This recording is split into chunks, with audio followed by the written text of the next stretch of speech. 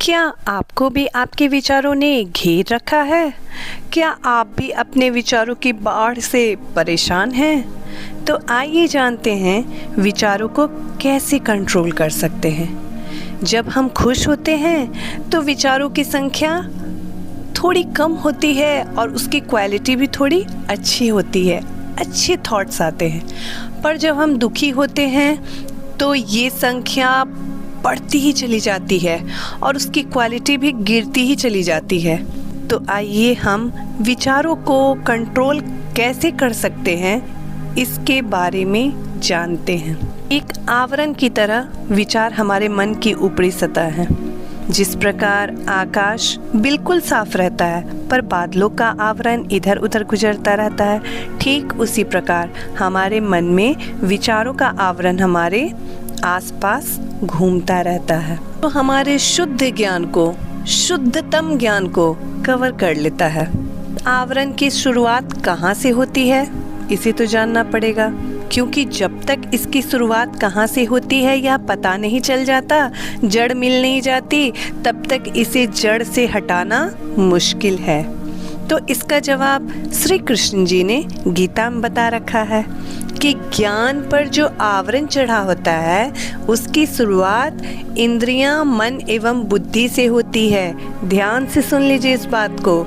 ये जो आवरण विचार रूपी हमारे मन के ऊपर बादलों की तरह घूमता रहता है, इसकी शुरुआत, इसकी जड़ इंद्रियां हैं, मन है और बुद्धि है। पर इन तीनों को एक साथ वश में करना मुश्किल है, पर शुरुआत कहीं ना कहीं से तो करनी ही होगी। तो इसके बारे में भी श्री कृष्ण जी ने गीता में बताया है कि इंद्रियों से ही शुरुआत करनी चाहिए।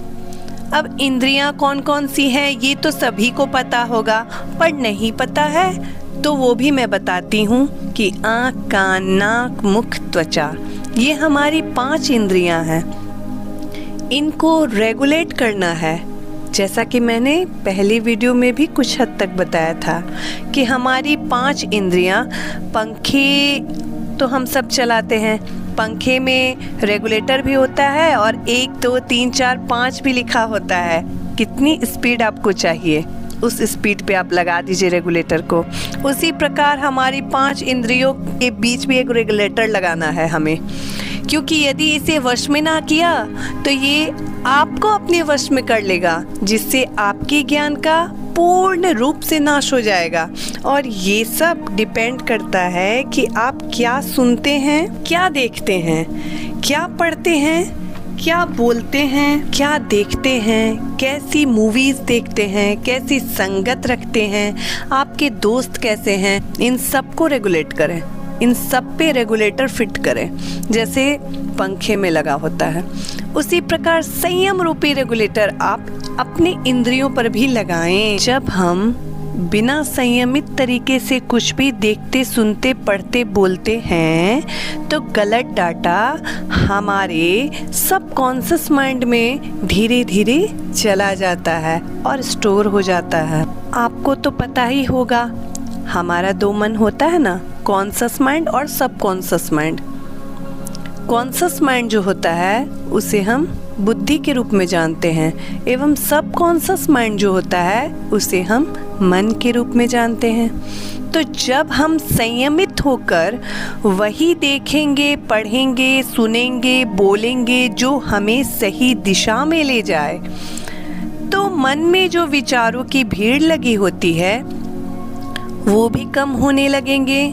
और यदि थोड़ा समय निकालकर आप मेडिटेशन करें तो विचारों की क्वालिटी भी अच्छी और कम होनी शुरू हो जाएगी। और जब आपके विचार कम होने लगेंगे तो आपकी जागरूकता, अवेयरनेस बढ़ जाएगी। आप अवेयरनेस बढ़ने के कारण अपने विचारों को स्वयं कंट्रोल कर पाएंगे।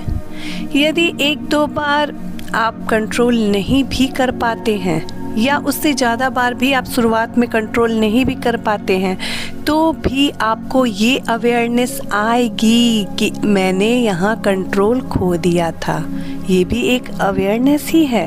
और ऐसा प्रयास करते करते आपकी अवेयरनेस दिन प्रतिदिन बढ़ती चली जाएगी, जिससे आपके विचार खुद ब खुद कंट्रोल होते चले जाएंगे। धन्यवाद।